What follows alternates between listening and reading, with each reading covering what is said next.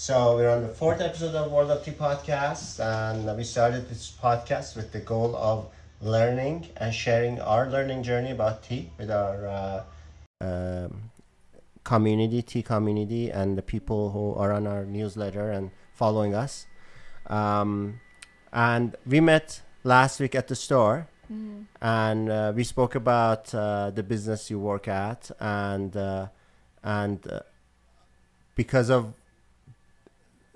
kind of like a little bit of the overlap between our worlds, and you ended up telling me about the indigenous teas that you actually have tried and have some and made some, and we were really interested to try the indigenous teas. But before that, just like give us a little bit of a bio about yourself. Tell us about yourself.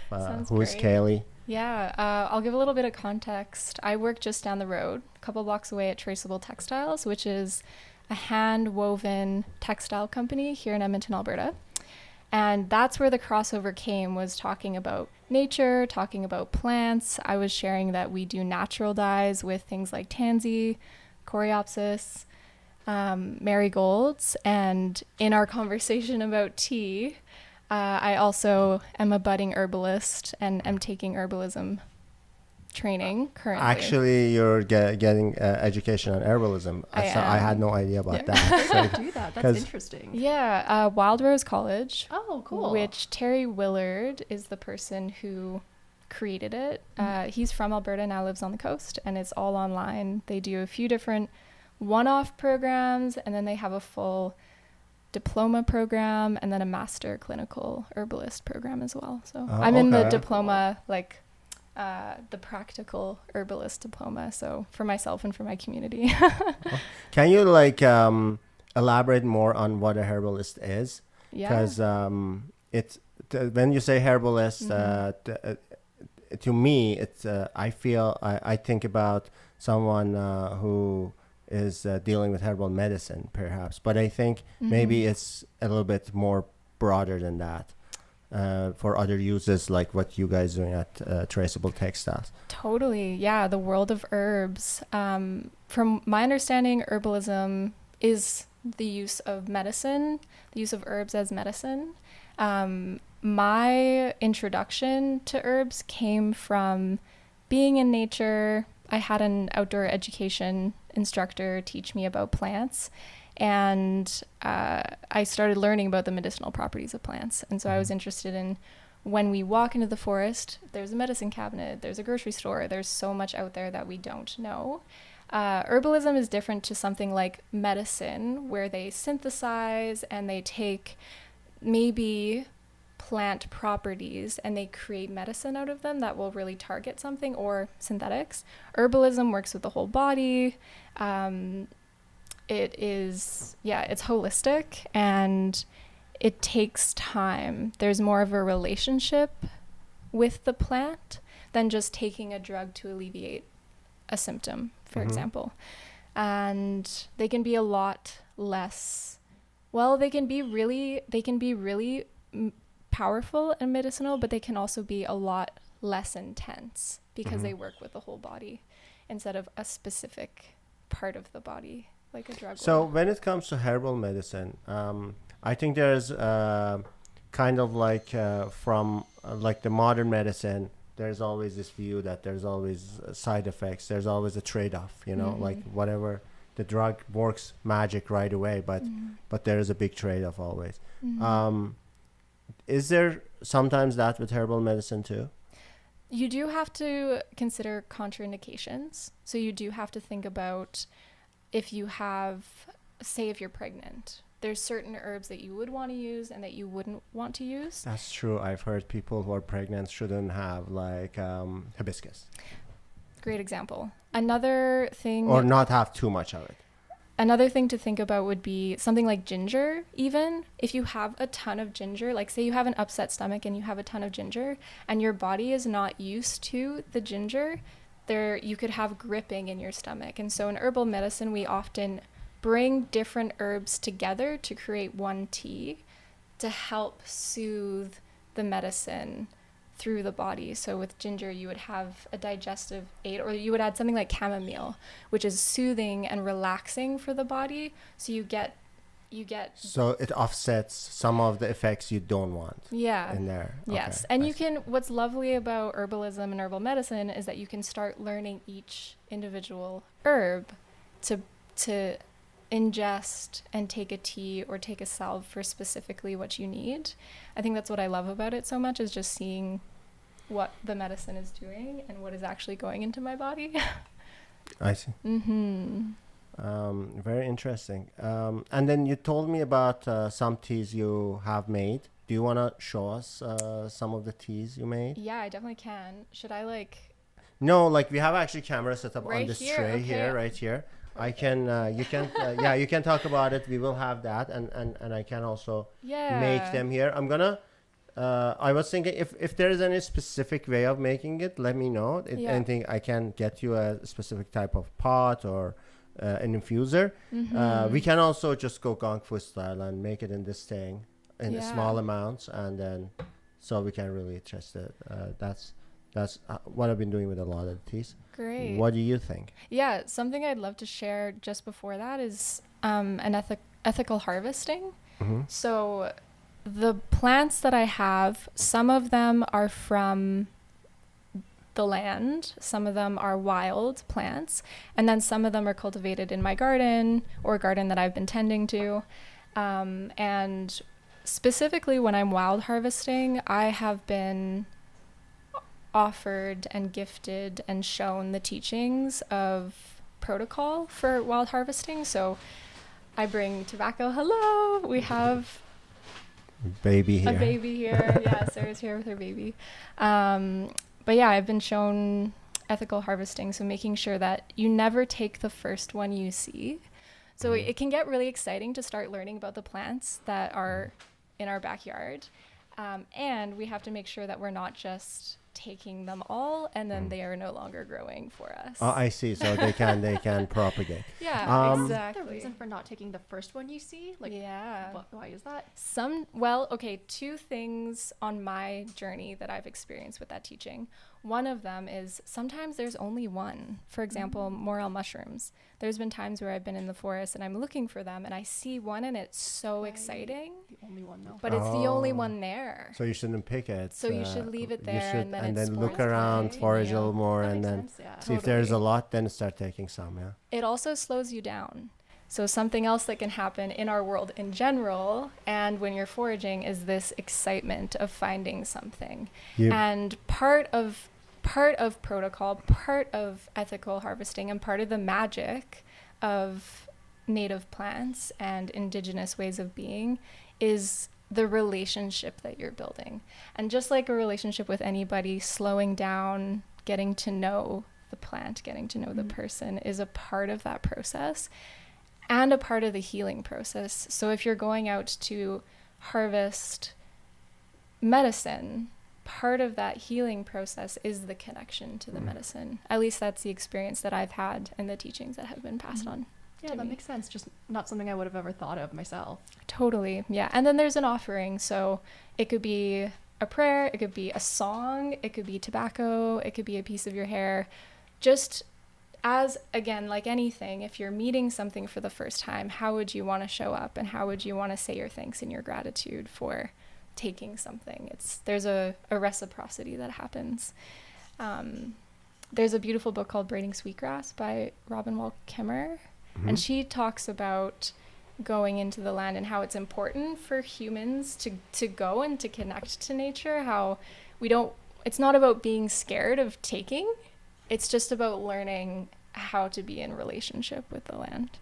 So I just wanted to name that before we Actually that resonates a lot with me because I don't know if you know, I think we had a chat about that, but I was a chef for 27 years. Yeah, so almost 30 years. But and one of the things I learned kind of mid-journey was, I think that's when I really started, one of the kind of turning moments, I would say, was when I realized it's not so much about actually like what's what you can kind of like, you can make a lot of things, you can follow a lot of recipes, but when you get deeper and deeper into cooking, you realize it's the respect you give to the ingredient. You can take something like, I don't know, like a turnip that it's not very exciting to a lot of people. And then by putting a lot of good craftsmanship into it, by respecting that ingredient and recognizing its flaws and its beauty, right? You can then transform that thing into something that people really love having. That's so beautiful. So I think, that really does resonate with me, that when you're saying that the relationship with the plant is the respect. Yeah.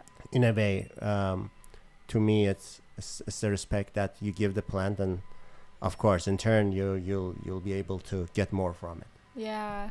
I feel like I have a curiosity and a question about that. Yeah, I don't for sure. know. Do you mind if I ask it? Is it yeah, a of two-way course. podcast? I don't know. No, yeah, 100%. No, Okay, this awesome. is a conversation. This is Okay, a conversation. And I'm so curious about being in the industry, like having that heart and having that desire to hold that in an industry that I've seen be so fast-paced and can be so hard to actually continue with those values. And I'm just curious about that in that industry and how you feel like that has changed moving into this industry. That's a very interesting question, because it brought up another thing that's very close to my heart, because this was, again, another turning moment maybe. And Sarah, you want to join? Yeah. Because this is something happened on the phone with Sarah a few years back. Sorry, this conversation got a little bit emotional to me. But Sarah, I think we opened the restaurant at the Rutherford House. We are kind of 1 year in, and no, 1 year. We 1 year into the contract, but the restaurant was maybe 5 months old. Oh, yeah. And at the beginning, the concept and how we started was based on what the museum was looking for. It was more, they were looking for something quick people can grab on their tour in the museum, but what we realized is, first of all, that glass room that we had, people loved sitting there and spending time. And when we had this, like, as a restaurant with 30 seats in such a beautiful place, when we were doing this like $10 sandwich thing, although I love making sandwiches, nothing against it, and I have a lot of respect for people who are doing it, but it's in that space we weren't able to survive. So if I had, like, I don't know, 20 customers come in, they each spent $15, right? And I had to have a staff. My kitchen was downstairs. I had to run food up the stairs, and there's a lot of those like little mechanical pieces in the machine that people don't see from outside. A lot of times people come and like, oh, it's so easy. Why wouldn't you just bake this and put this here and put but it's not that easy. It's just you have to fit it into your everyday and make sure it fits into the bigger picture of everything else you're doing. And I remember we were struggling hard. Like I came to Canada with the dream of opening my own restaurant. Like my whole life was chasing this dream of having my own restaurant. Since I was maybe 16, 17, I just like decided I was a chef. I was going to be a cook. And finally I had it. We're 5 months in and I'm like ready to give up. It's like, it's so hard. So hard. I have a baby at the time, and I have to like make the hard decision. I have to be like, like at some point you have to do what's right for your family, right? It's a passion, yes, but again, I'm a father and there are more important things than your passion in life, I guess. And I remember I was in a grocery store. I phoned Sarah and I was like, I was so fed up. And we had this conversation, and I told Sarah, I said, you know what? But this is not even my dream restaurant. My dream restaurant wasn't like this. Wasn't like a sandwich place. My dream restaurant, I was a fine dining chef. My dream restaurant was this restaurant where like I get to cook the best food, based on what's available, and it's not about going and getting what you want. It's about like appreciating what the craftsmanship essentially of these people, of people. You're going to a restaurant for a reason, you know. You're going to, you know, eat, especially the type of thinking I had about it, right? I understand. Again, I said I have respect for all the fast food places and everything, because I think there is a place in the world for all of that. But for where my head was at the time,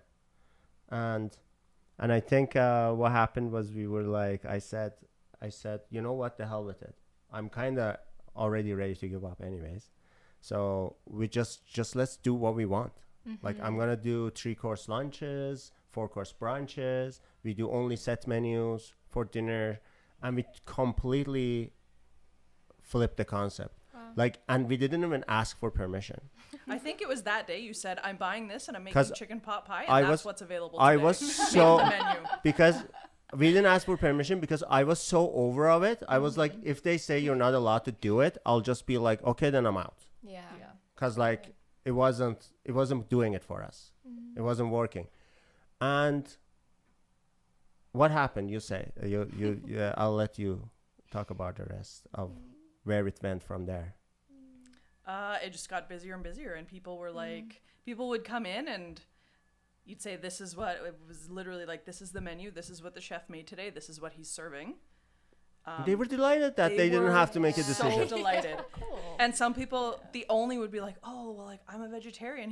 We're like, oh, he makes vegetarian pot pie. Like, if it was chicken pot pie that he made, they'd be like, oh, like, I don't eat chicken. And be like, oh, he has vegetarian ones. He cooks the chicken completely separate. He'll make you a vegetarian pot pie. And they'd be over the moon. Yeah. Like, wow, that's amazing. And the food became so much better. Food became so good because we were all like, there's like 4 people in the kitchen making one dish. There's something special about that too, because not only is everyone's making the same dish in the kitchen, but everyone outside of the kitchen is now eating the same thing. Like everyone. We were exactly. We were all and everyone in the restaurant. Yeah, we were all. So the dish was a conversation piece. Everyone was exactly talking about the same dish in the restaurant. Always, today was amazing. Or like I had a regular who was pretty blunt. Rob would come in every day. And like I always love having that too. Like it's actually not good. It's actually not good when you have customers who will just tell you how great you are all the time. Yeah, Rob would be like, I actually like some honesty. Rob would be like, this potato's no good. Your potato last week was great. This potato's no good. Yeah, exactly. So then and another thing was interesting because we were so and in general, I think the problem with the modern diet right now is we eat out a lot, and which is economically makes sense now because there's a lot of restaurants and kind of like that you can find anything in any price range. It's pretty convenient, and a lot of people have figured out how economically make it work to not cook at home at all sometimes. You know what I mean? And I had customers who would come to my restaurants like 4 or 5 times a week. And I remember one time our server got mad at me actually, and she's like, you know how much that guy tips me every week? Because I told the customer, don't come here every day, you'll get sick. Like, this is, we don't optimize for health. Like here we make everything so like there's layers of butter and salt and cream and everything. Like it's so good. I know, but you gotta take it easy, man. Like go and then maybe then I didn't make exceptions, but like sometimes for some customers I'd be like, okay, you know what, I'm gonna make you just a salad today. Just. Tailored. But it's that connection to people at the end of the day, because there isn't a crazy amount of money in it. I know you can make a lot of money from restaurants. There are examples, but most restaurants, I would say, most restaurateurs aren't in it for money. It's one of the hardest businesses, universally known to be the hardest business to survive in. And there's so much competition, like crazy amount of competition. And for me, it was about connecting with people, and I think that what got us going. Yeah. So then you get to a point you're like, oh, like, you know, that this guy is my friend, kind of, in a way, you know. He's here all the time, so you start caring about them, and you know, you want to make sure. Yeah. And the transition then to the vintage fork happened after what? Did you say that you wouldn't want to work in the restaurant industry? No, I actually, that's also cool you asked that. It was complete accident because of COVID, and because we were the building was operated by Alberta Heritage and Culture. Their mandate was not to run a takeout place. Of course, they're a museum, so we didn't have the same kind of deal every other restaurant had, where they were doing takeout, and they were getting support that way. I think the only way we could get support from our community was through tea. So we put up online kind of e-commerce on our website, and it started. Actually, a couple of people reached out and asked. I think they wanted to support us probably. And we were adamant for our high tea, afternoon tea at the restaurant. We should have really good tea, and that also, I think, had something to do with it, because people wanted, the people were buying some of that tea, and you know, it's I was doing, at the time I opened a pizza business. I was really busy with that, and Sarah was doing the tea by herself. Oh wow. She had like 12 types of tea and a bunch of like labels. They were all like in a stack, and slowly she was bringing in some more. And what happened was we did a pizza for a year, and then I came back, and we were doing our taxes, and we looked at the numbers, and I was like, wow, she is doing as much revenue as we're doing in pizza with 3-4 people here. And she's doing it all by herself, and I looked at the numbers, and like, she was actually making money. We were losing money. So, and pizza is very competitive too. Like, there is a pizza shop in every corner of the town. And and then I decided, why struggle? Like, this thing is good. I'm just gonna help her, and we should just grow from there.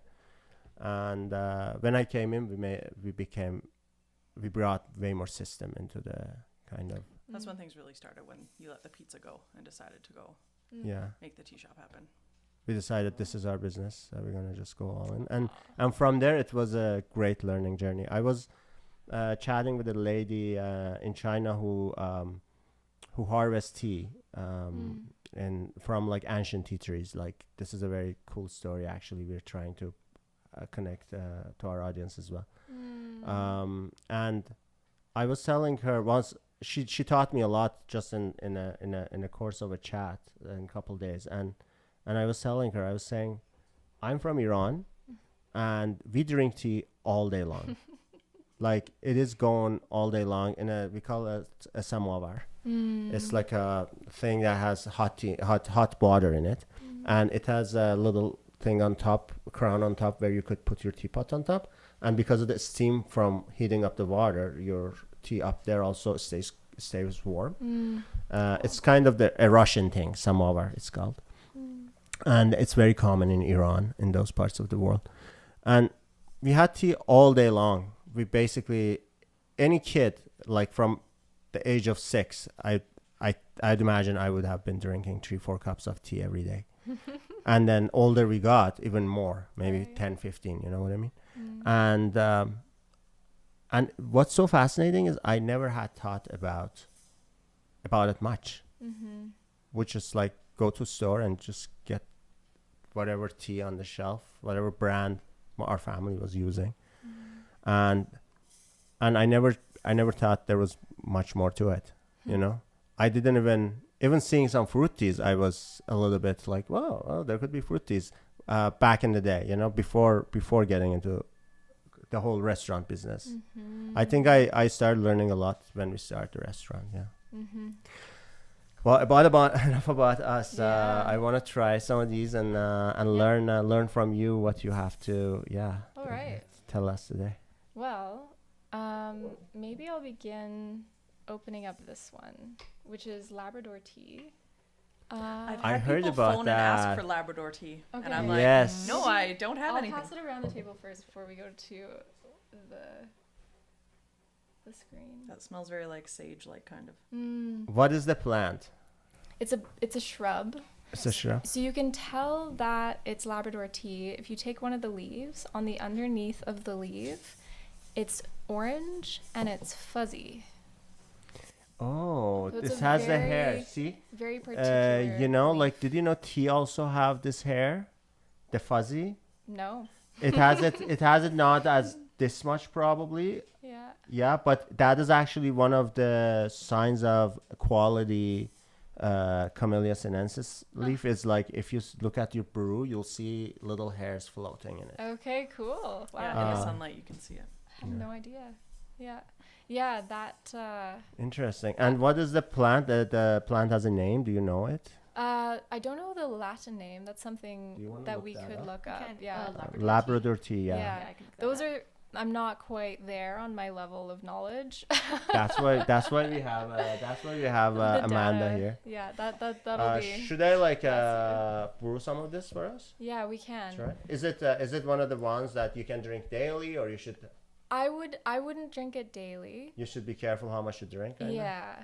It's good. Is that a lot? I would go Well, in this style, you do a lot and you do few washes though. You like Yeah. we would do 40 And- seconds and then. there's also 4 of us, maybe 5, who will have some, so Okay, yeah. that should be good. That Yeah. should be good. Yeah, The, so this Sorry, the common name is the Labrador tea. Also muskeg tea, swamp tea, or in northern Canada, Hudson's Bay tea.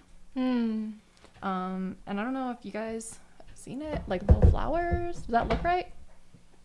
Oh yeah, the little white flowers, yeah. Yeah, this was the first tea that came to me through my outdoor education teacher. And how Mr. long do you Dickey. brew it usually?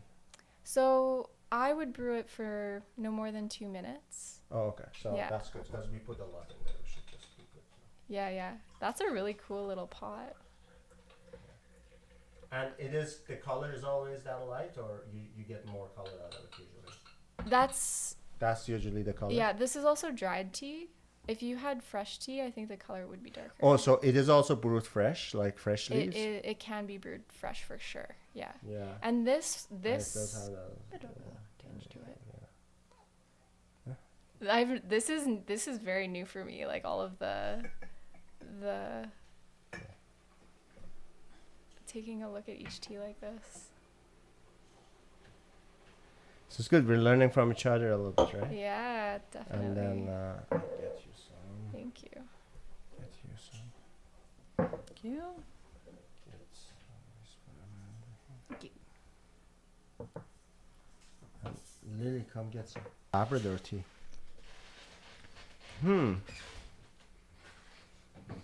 It has an interesting smell, It like does. a smell of that I would get from dry fish or something. It does have a bit of that seaweed vibe. Mm-hmm.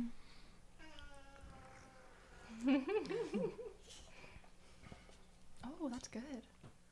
Oh wow, that is pleasant.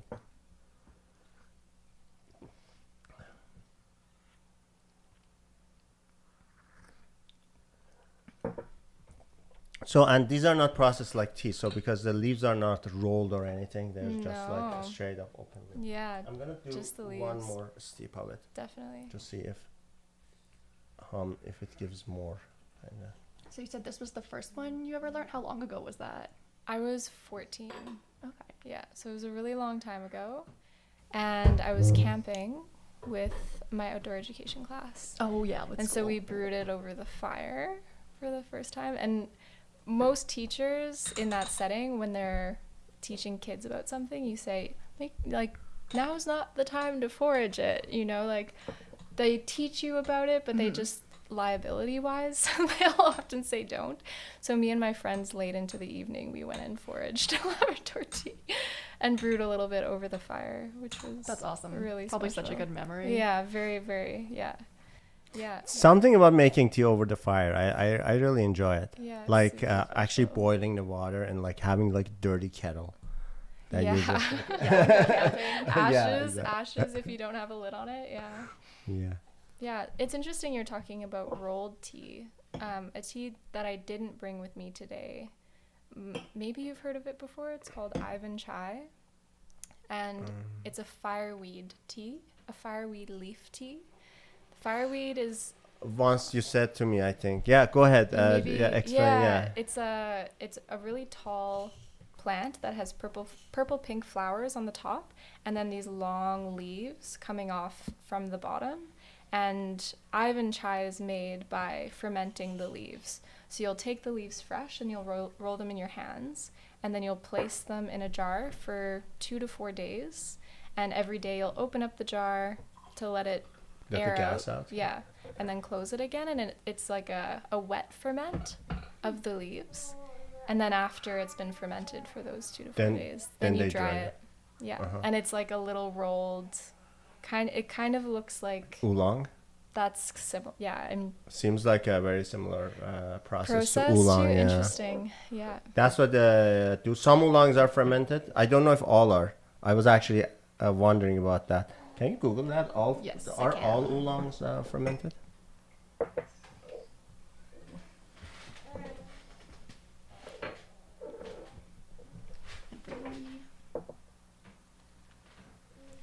I like the second much more.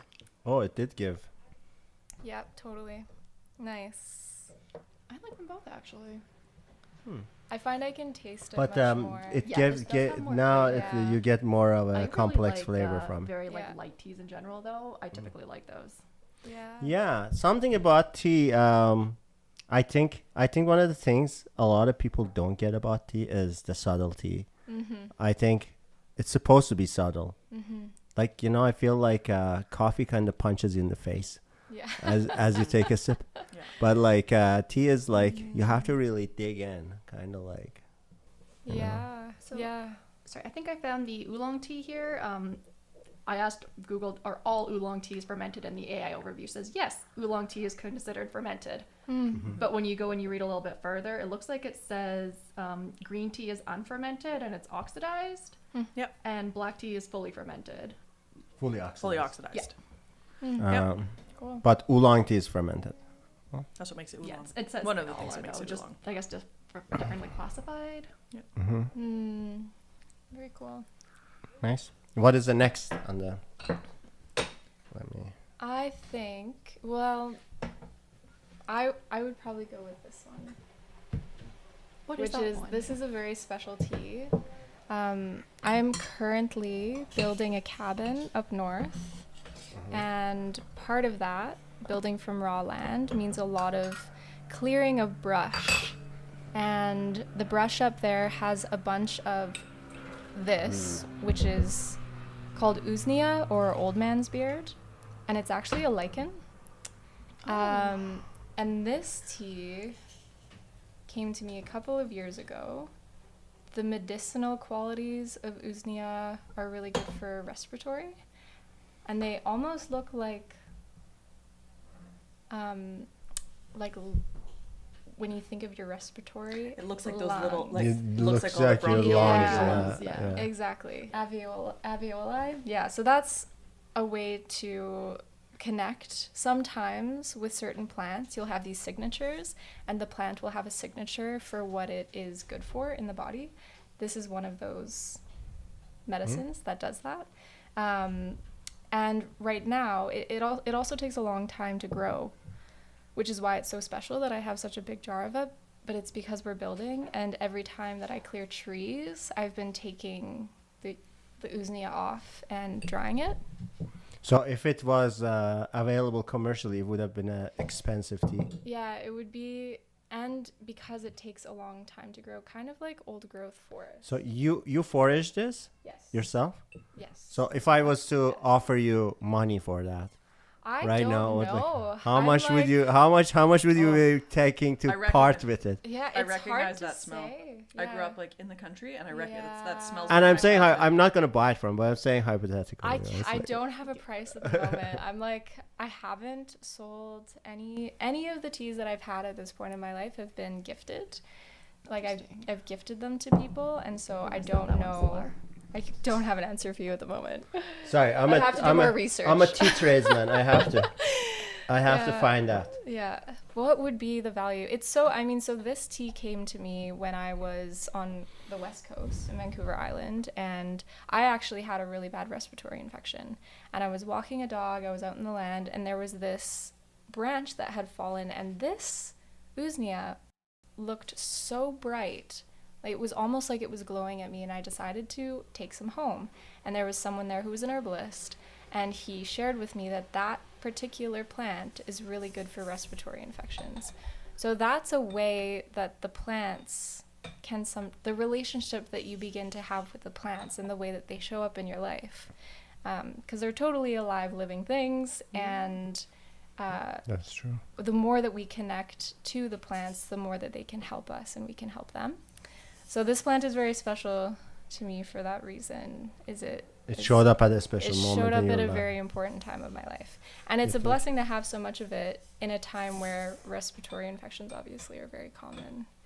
But it takes a long time to grow. And it also cleans the air of the forest. So when you see it on the trees, you know that it's working really hard to have very good, like you're breathing in very clean, very good oxygenated air, which is also very special. And what kind is it? Is this a shrub, you said? This is a lichen. So it's a mixture of a fungus and an algae. Yeah. Yeah, and it grows on trees, like pine trees. You'll see it, spruce trees. And is it also supposed to be the soup color is Also light. it's supposed to be light like that? Yeah. This is almost like it gives no color.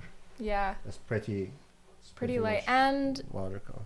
yeah, we may not taste a ton, but It is, the medicine is but there. it is Yeah. there. You're saying. Mm-hmm. Okay.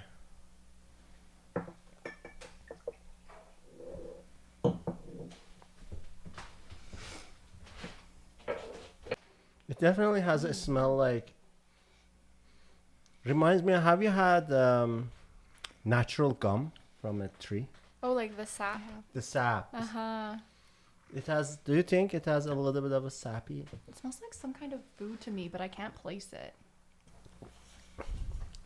I feel like there's a Tastes lot of like a taste little bit of actually. a sap. Mm-hmm. A little bit. I love like, that so much. Yeah. And like tree bark kind of. Very barky. Yeah. Yeah. And that's what it's wrapped around. That's what it grows off of. Yeah. Yeah, that's very I like this interesting. one. Let's do a second one of this. It feels like this is not your normal like, because it's not leaves. This looks more like roots. Yeah, I actually thought it was like some kind of moss when you pulled it out the first time. That's what it looked like to Yeah. me. Like a moss. Lichen looks and like- moss. is I it was, a- I was close. Similar, yeah. It took me a long time to remember if it was a moss or a lichen. Interesting. This is very interesting. Yeah. Yeah. Usnea. Usnea. Yeah. Really good for the immune system in general also. And do you know where it grows? Like. A lot of old growth forests. Newer forests, because the trees, it takes a long time to grow. So you would need the tree to be established for a long time for the lichen then to take a hold and grow. But a lot of the boreal forest around here has.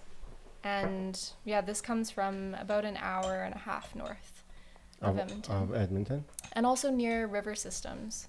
So that also creates more moisture in the air because it will grow. It has a harder time growing in really dry climates. Okay, because you said it's a type of, it's a little bit like a fungus. Yeah, it's a fungus and an algae working in symbiotic relationship. Yeah, it's still quite strong. Very interesting. And that would be a good question about something like this. How many brews could you get out? And especially when it comes to medicine, that's not an answer that I know. Something like chaga, which you may have heard of before. Yeah. It's a fungus, and you can brew that so many times and still have such rich medicine from it. Chaga I is see. special because it has cancer-fighting properties. It's like a Interesting. yellow and brown. And does chaga grow in Alberta as well? It or does. It does? Yeah. Okay. Often on birch trees. Birch High trees. up on a birch tree. Yeah. And it's a Interesting. fungus that will attach to the tree and take over the tree. Mhm. Yeah. And that's because like fungus, mushrooms can be made into tea as well. I'm sure Oh, I have. Yeah, you take that.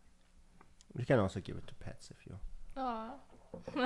That's what you're supposed to do. Give them tea when you'd have extra. Just give it. You don't throw it away. Little You give it to your offering. It's I like love your that. pets. I was looking at these little frogs. I love that so They much. spray It's like fun. if you actually if I put it in the cold water and then pour hot water, they spit water out. And this one changes color. That's so cool. This one, Little tea creatures. yeah, they're like Wow. That's special. so interesting. Even after brew, what it looks like. Cool. Does anyone have an inkling for I'm gonna be honest. I'm very curious because this is catnip. the catnip? Very yeah. curious. Let's do that one next. Okay, Very awesome. curious. I was Let's do like, that interesting. next.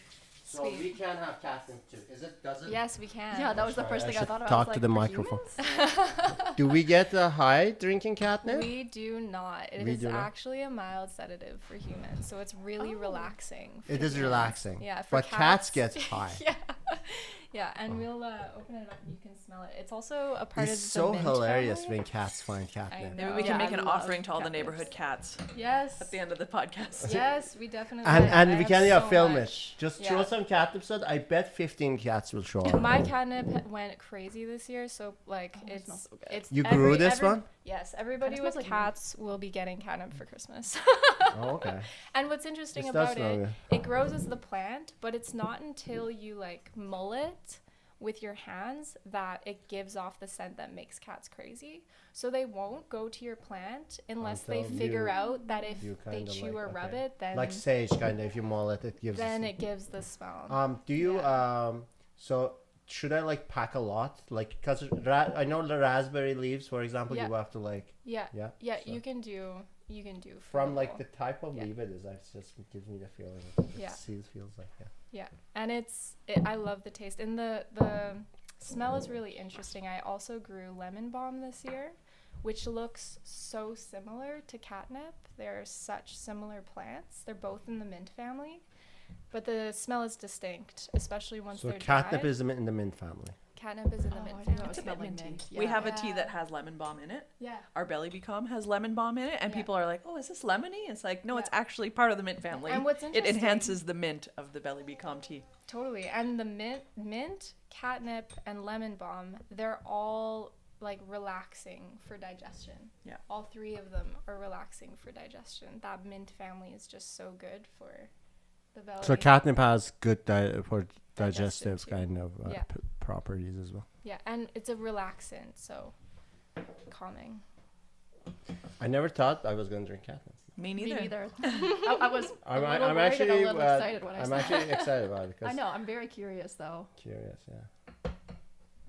Like all those time what Lincoln was what was all the All the fuss about. fuss about because we had a cat, Lincoln, who's passed away. Aw. He was the best cat. For Everybody Lincoln. loved Lincoln. Oh, the smell is like Mm-hmm. it smells like potato. It's a Yeah. little bit. Yeah, I totally. can see that. Yeah.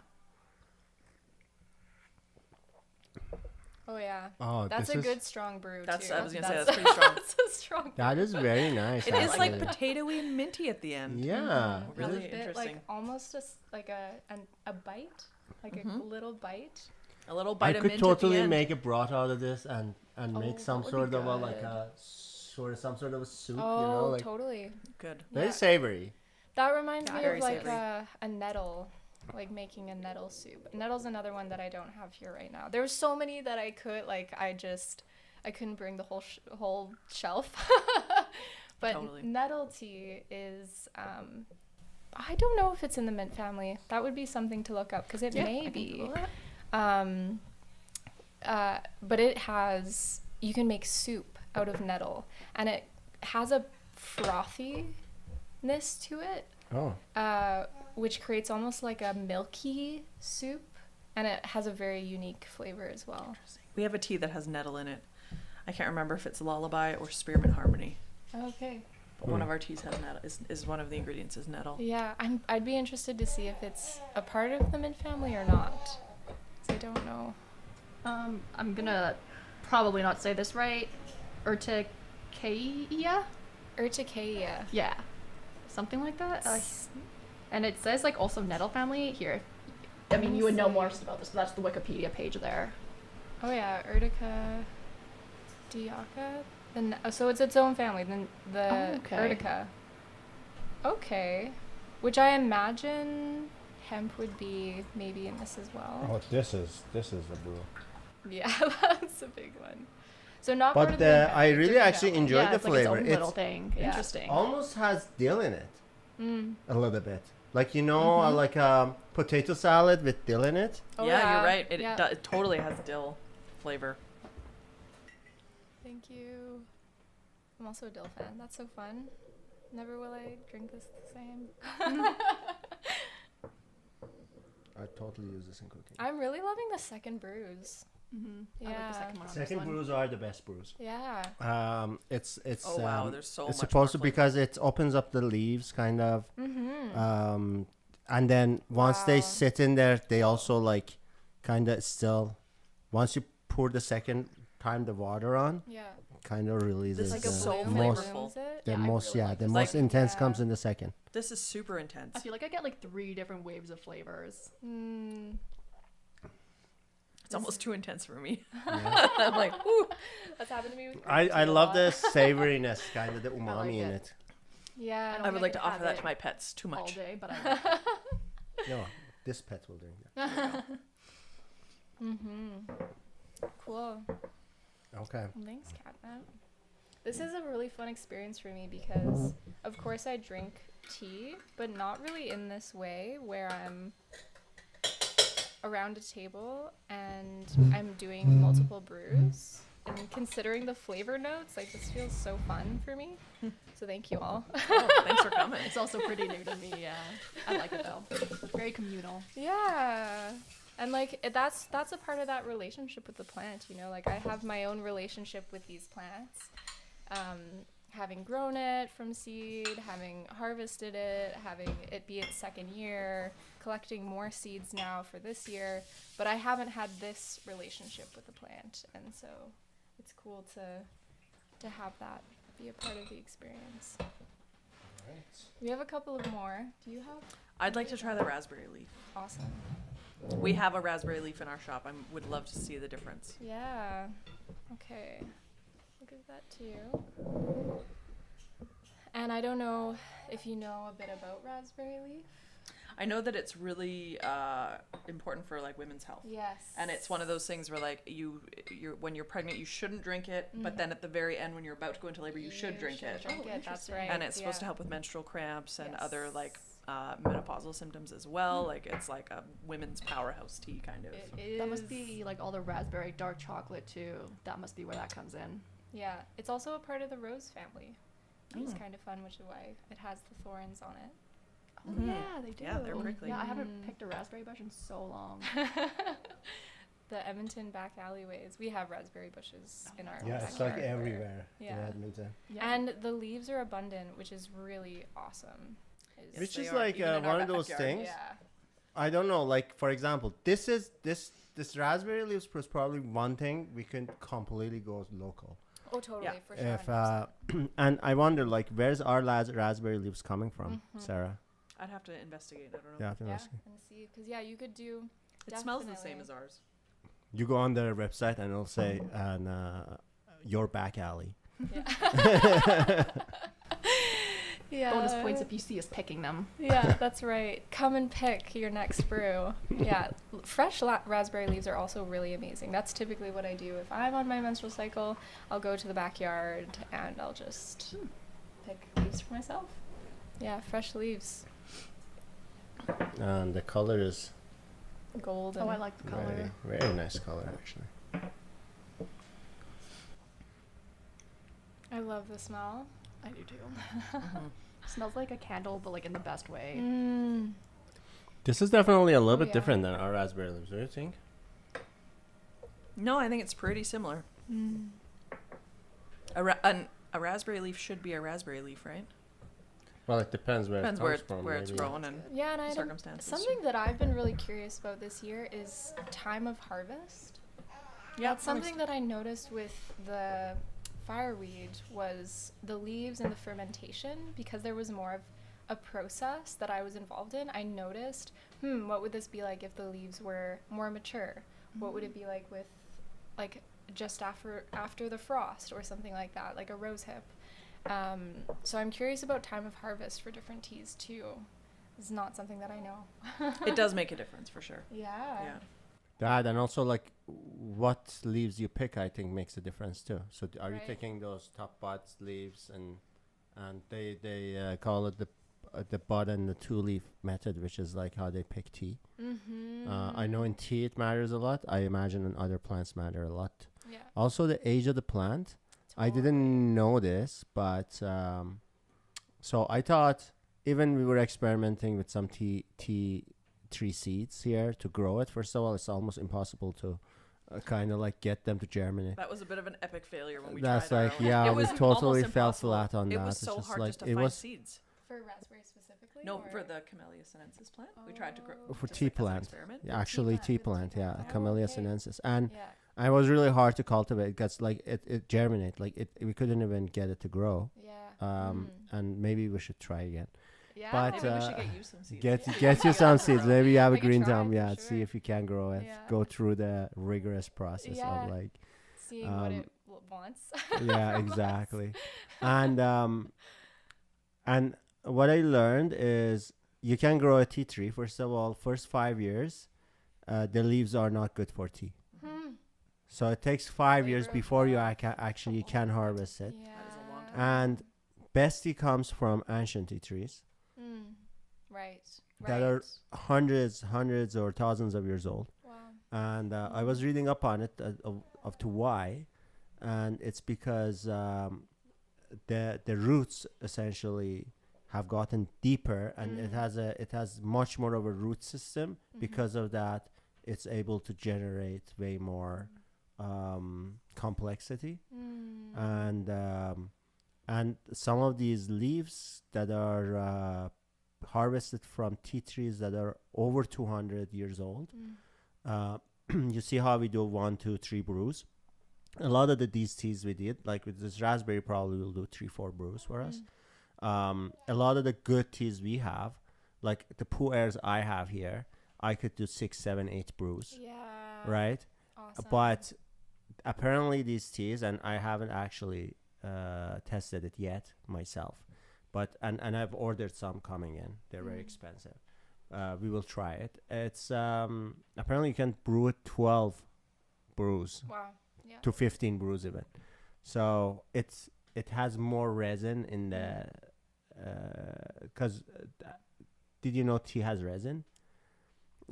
So you can also get actually tea in a resin form, and you can just like drop a tap in your water bottle. In water. That reminds It's like me a of tea reduction resin.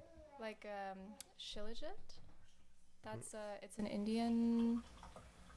Oh, Indians Ayurvedic- have that as well. Well, it's a resin from a plant. It's the only one that I know of, and it's Oh, only okay. been in the last month. I wouldn't be surprised because heard about India is one of the biggest tea. Tea, yeah, India and countries. Nepal. I'm not Oh, quite you're- there yet. you're not yet. I like the raspberry leaves have a little bit of a kind of a More bitter. citrus flavor to it, but it's not lemon citrus. It's a different citrus. It's It like tastes like it tastes like a hint of raspberry. It's good. it does taste Yeah. like a hint of raspberry. Yeah, Floral. floral to it. citrusy kind of. Yeah. Yeah, it is a pleasant nice. leaf to drink for It is, sure. It's nice. Very nice. Yeah. Our daughter went and made her own tea blend last weekend. She went totally foraged bunch of leaves, and who was making sure they're edible? She knows what mint is, and she knows what she made a mint clover blend. Clover. Oh. She meant the mint clover blend. And she yeah, knows what like, both those plants and, are. and it tasted great. It Like was I pretty actually enjoyed it a lot. Yeah. It was really good. That's really sweet. So she's Tea making her own blender. tea, and like Aw. sometimes I make suggestions, and so she was telling me that this is what was it that I made suggestions? Oh, because I had some blooming teas, and I was making videos of these blooming teas, and then she had like she picked the flower bud that hadn't bloomed yet, and then she was like, I'm gonna put it in water, and this is gonna bloom.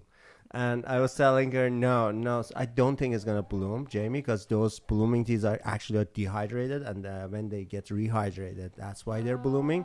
So I was trying to explain to her, but in her own way, like a stubborn way, she was like, "I'm gonna try it anyways. You can't stop me." Yeah. She literally said She that has to to me. go through it. You can't stop me Yeah. from trying it. And I was like, you know what? You should try it, and I have no intention of stopping you, because that's the spirit. Go for it, girl. Exactly. Like, you try it. There's no harm in trying it, and Yeah. why should I want to stop you, anyways? Definitely. So- It's special. It's special that she's connecting to it in such.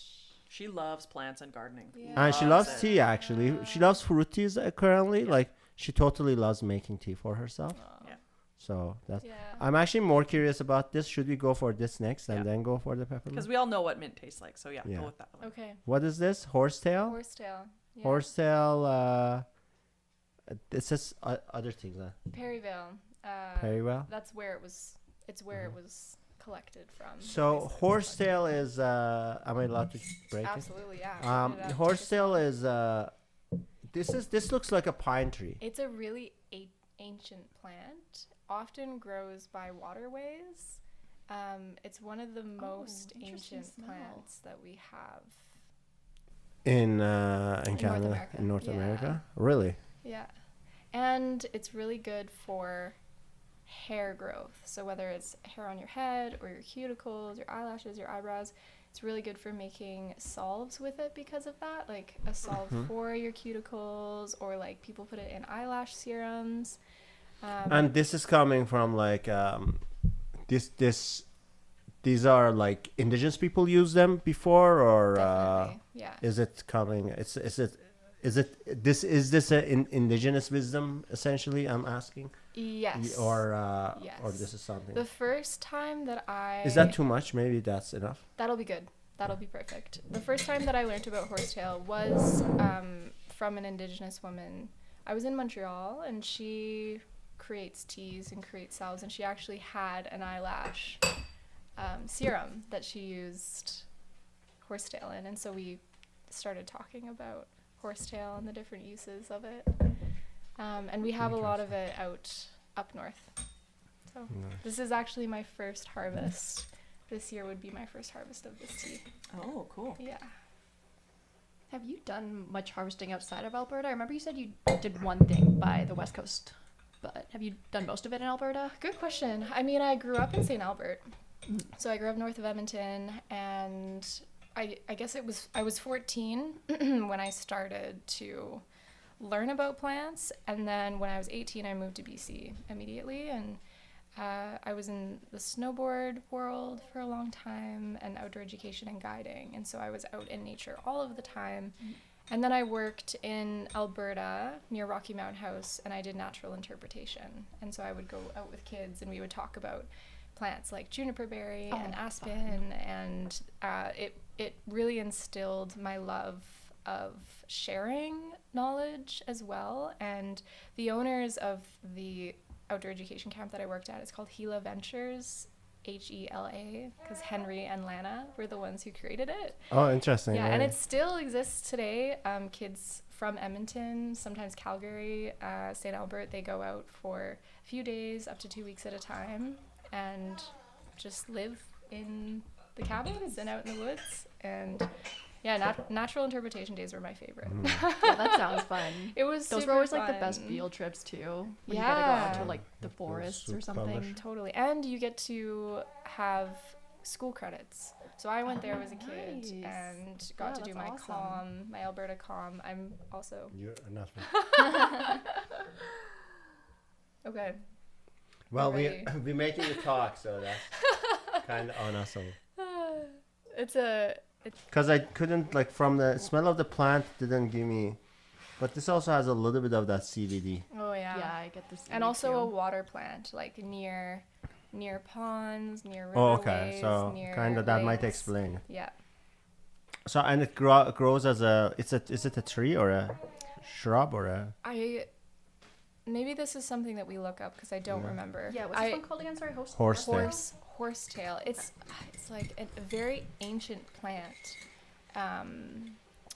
But yeah, let's look up to be sure because I can't remember off the top. And what are the benefits of the horsetail plant? Definitely hair growth. Hair like growth. Cuticles, You already and said and that. any of the properties that are in like your cuticles, whether different vitamins and minerals. A super mineralized plant. Horsetail is super mineralized. Okay, so this one also says it belongs to the horsetail family. Yeah. I will butcher the scientific name. And it says it's also like a fern, similar to a fern. Fern. Okay, I was gonna say fern, but I wasn't prepared to call it a fern. Yeah, you were right. Great. That's good. Yeah, fern. Fern. Really beautiful plant. And this was in June is when I harvested this, which more of a springtime. You can see some people actually have also called it, there's different kinds of horsetail, but one of them is like a puzzle piece plant. When I was little, I remember, because you can open up these little segments and sections and then put them back together. Oh, cool. If you've ever seen that before. I don't think I I have. haven't, but that's very fun. I love Yeah. puzzles. It was a really fun plant as a kid to play around with, but I had no idea the name or what it was or why it was there. It's actually very, very interesting to me. Like, for example, when you go, and I bring out Chinese a lot because tea kind of is, tea, I mean, the Camellia sinensis, right? Mm-hmm. I'm sure people brew the stuff all over the world, probably before even the tea leaf itself was discovered, maybe. But there's a lot of very, very deep tea culture in China, and then you look at how they've commercialized it. Like if you go to a tea store in Pu'er, for example, in Pu'er City, or in one of these tea markets in China, it's almost like you're in a candy shop. Like they have so many different ways of processing it, that and so many different offerings that come from tea. And interestingly, it's also used in cooking. Like I was just send with this lady I was just telling you that I was chatting in China. Just send me dumpling recipe that has chopped tea leaves and ginger. Oh, totally. And radish in it, something like that. Yeah. Well, you used it in the restaurant. You made London Fog creme brulee. Yeah, I made creme brulee for flavoring the cream and stuff, but like actually chopping the teas itself and putting in a dumpling, I would have not thought of that. Yeah. But or cooking, with it. But in terms of like what's interesting to me in North America, especially like in a place like Canada, I feel like we have the more anywhere you look, like we're really good at commercializing everything, packaging it and like selling it. You know what I mean? It's like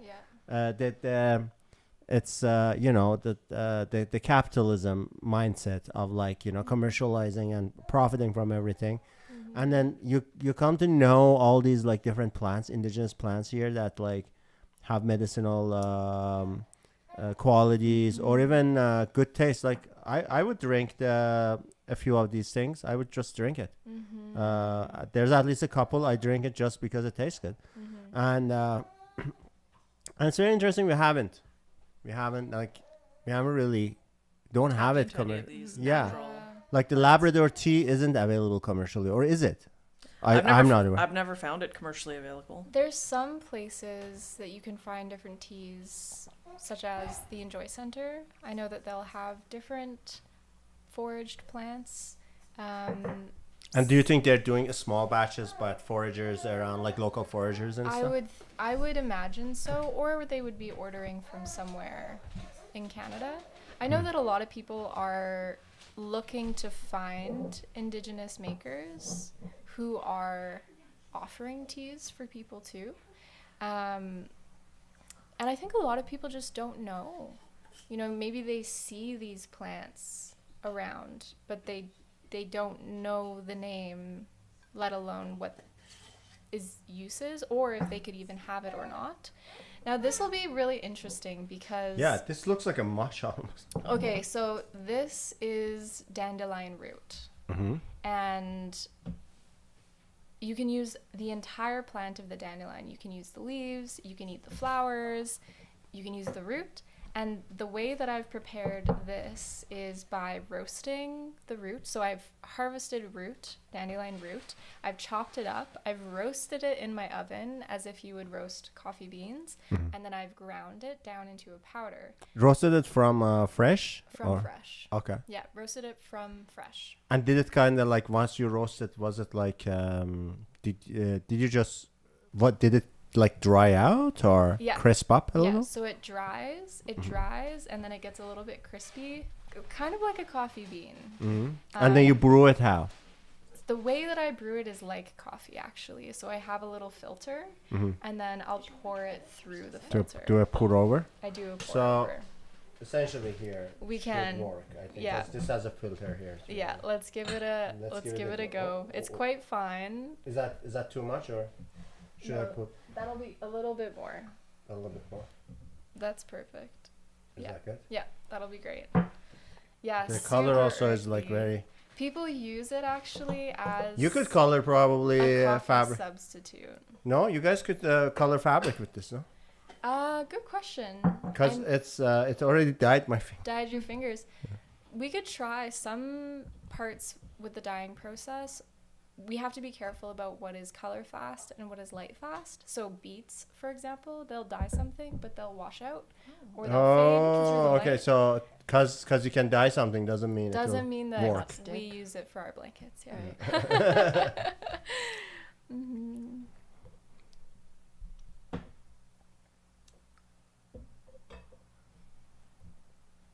Yeah, I'm also curious. This definitely needs better filtering, I would say.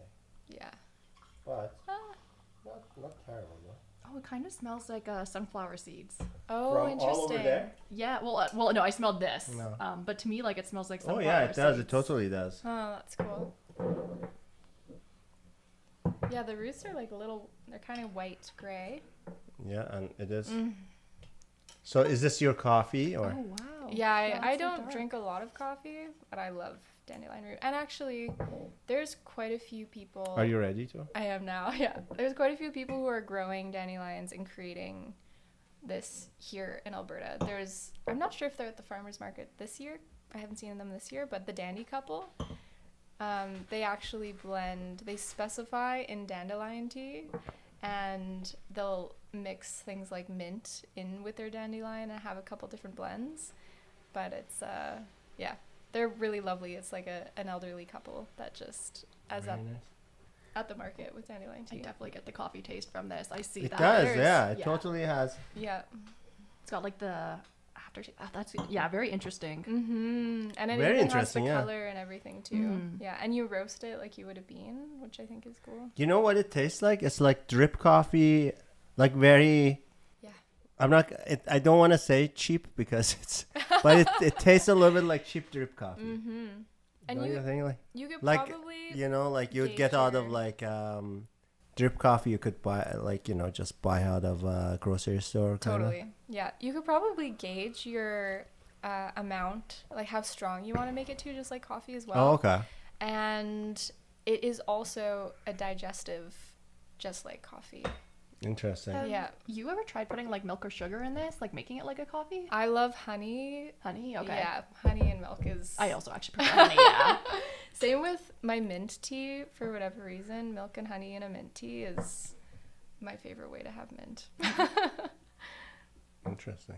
You want that one? A little bit, yeah. This is like.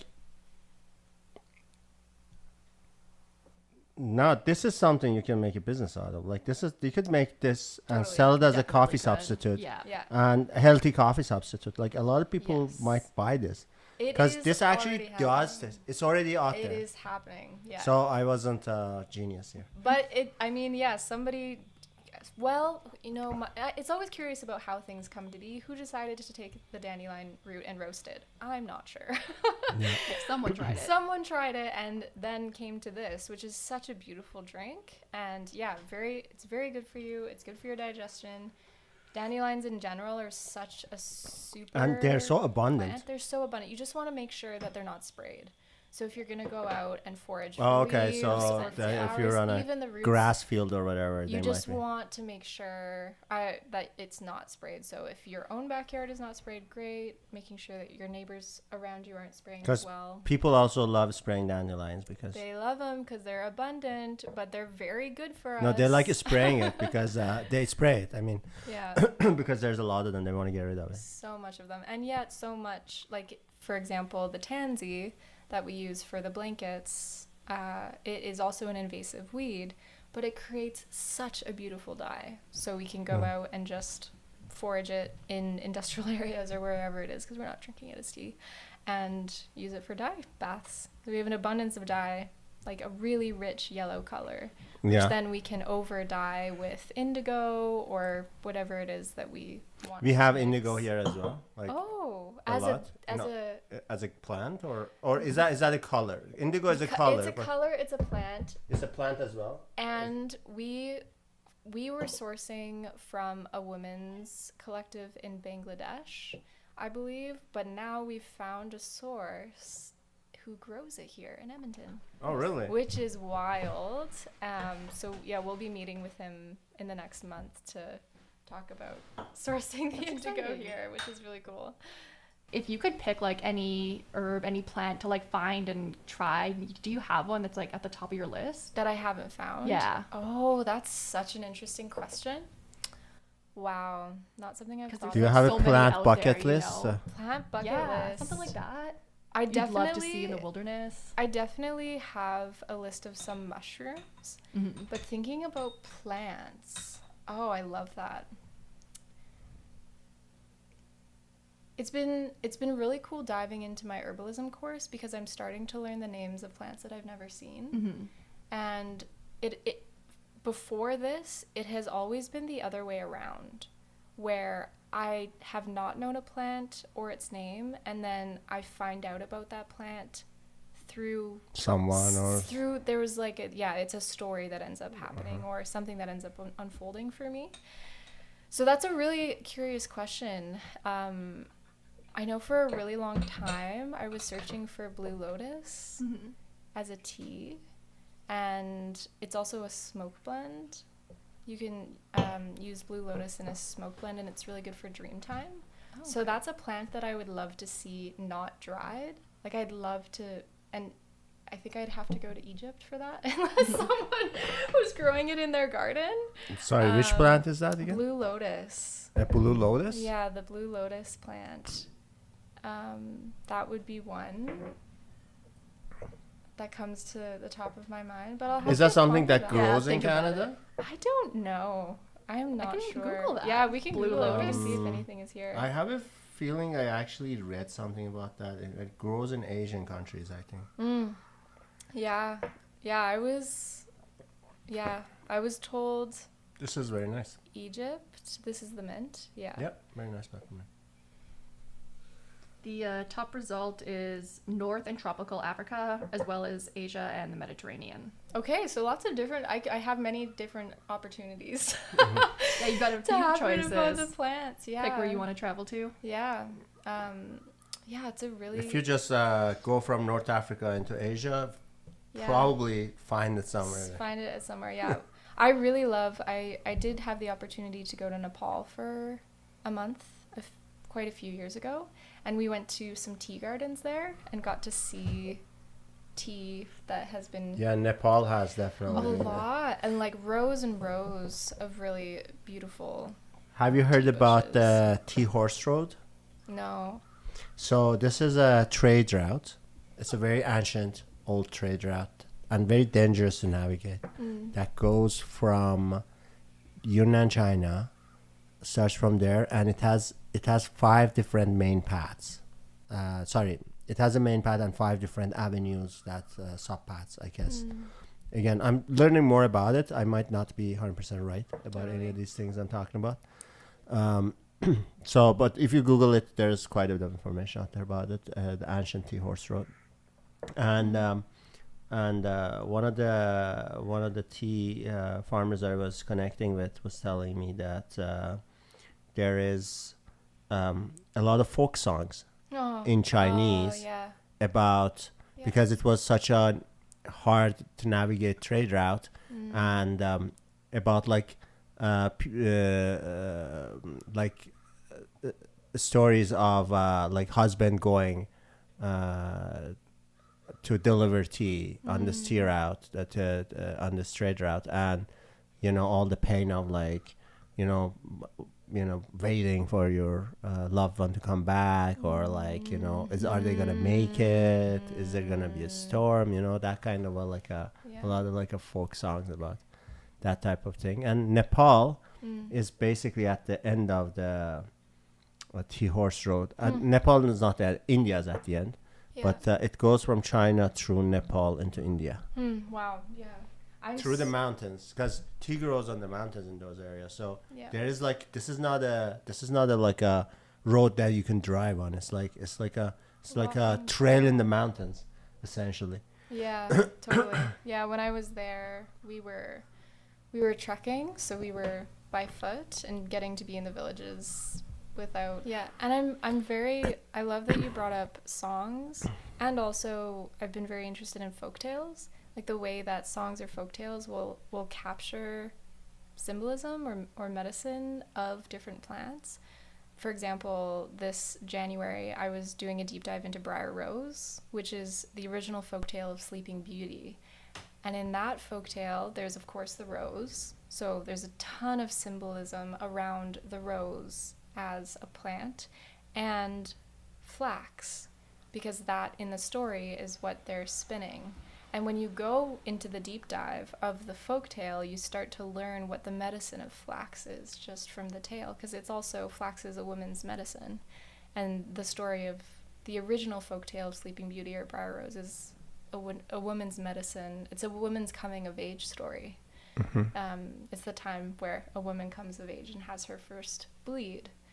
And not that many people know that the original folktale is about that. But the way that songs or stories carried traditions and carried the medicine of whatever it was. Like I'm sure that maybe in Cree culture or in another Indigenous culture, there would be a song or a story about Horsetail or about Usnea, about any of these plants. And those are things that I'm only just starting to learn.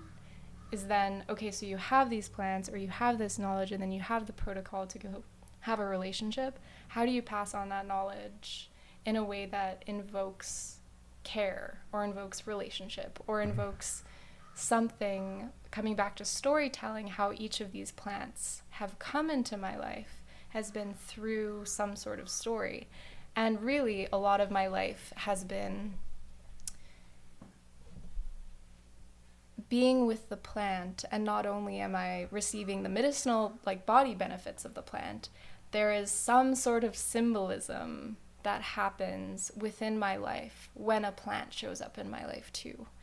And that's right. I think that's the beauty of those traditions that can be lost sometimes in the fast-paced world, which is, perhaps. Yeah, it's very interesting you mentioned the fast pace of the modern world, and how I feel like there's definitely a big wave of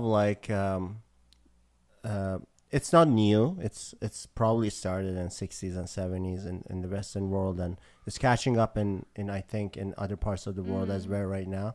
It's like a wave of postmodernism essentially, and I think there's definitely a dismissive nature to postmodernism when it comes to valuing tradition.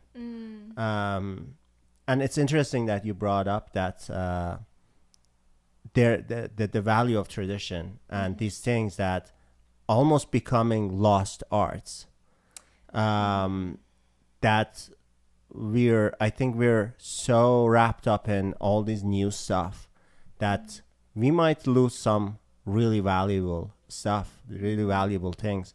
And you know, it's interesting because we always talk about like cooking is a lost art in a way. Can be. And it's something that's so so necessary and so primary for us. It's still, we're able to, if we're not careful, we might lose it. Like 2 generations down, my kid might not know how to make anything, you know, at home, or like, whereas like you go 2 generations back, my grandma made everything from scratch at home, even the bread, right? So it's one of those things I feel like I'm finding now a little bit more that I'm a very modern person. Like I'm very up on the technology and about the latest trends of kind of trends and thoughts and you know, ways of life that kind of emerges. But I feel like there's definitely, I find a lot of respect for tradition. Like I feel like it's in a way kind of ignorant to dismiss tradition, you know, like, because there's so much there that I think that's been earned through, you know, we're in such a world and information is so accessible that I think we take for granted how much knowledge is stored in people these days, you know what I mean? Yeah, and like there's no way that AI could have connected me to these plants in the way that they were connected to me. You know, there's no way that I could have had the passion that I have for these plants if I was just researching them online. And I have a particular relationship with the land because of that, and particular relationship with the people of this land because, you know, my ancestry is from Ireland, and I honor that when I'm here, and I honor that when I'm connecting to the plants here and letting them know, you know, there's songs that I have that are in Gaelic, and I'll sing Gaelic songs while I'm foraging plants here on this land. And it's good to have both. Like, it's good to be using the tools of the modern time. I think there can be also a way that some folks push it away and then they're not able to reap the benefits of having them, and making sure that we're honoring the traditions that feel like they're life-giving for the world. Yeah, I appreciate tea for that reason and what you're doing here. Like I can thank you so much. Yeah, I can tell that there's a lot of values that you're holding here with this tradition, and we're all learning. Like it's a new thing. We don't have it all figured out. You know, I am still on the journey of learning different herbs. I'm no expert, and all we can do is just be together. And awesome. Yeah, thank you so much for doing this with us today. Like you opened us up to a whole world of things that I hadn't tried, most of these things, most of these teas. And you know, I have to wrap it up because our footages get heavy sometimes. That's for that reason too, technical reasons really. Yeah, thanks for sharing tea with me on one of the hottest days of the summer. Enjoying every sip. Yeah, thank you so much. It was a great learning experience for us. Herbs, I never would have thought. And thanks for sharing your knowledge with us. That's amazing. Thank you, Kaylee. You're welcome.